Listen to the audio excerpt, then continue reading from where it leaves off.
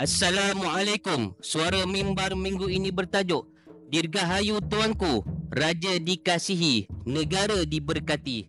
Malaysia merupakan sebuah negara yang unik kerana mengamalkan sistem raja berperlembagaan dan demokrasi berparlimen yang menjadi tunjang keharmonian dan kestabilan negara. Dalam Islam, kepimpinan yang adil dan rahmah adalah satu tuntutan, dan dalam konteks negara kita, Seri Paduka Baginda Yang di-Pertuan Agong adalah lambang perpaduan dan pemelihara agama.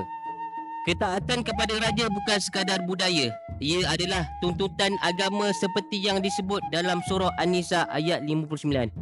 Hubungan antara rakyat dan pemimpin dibina atas asas kasih sayang, keadilan dan doa mendoakan antara satu sama lain. Sebagai rakyat yang cintakan keamanan, kita wajar menumpahkan taat setia kepada raja demi kebaikan agama, bangsa dan negara. Daulat tuanku.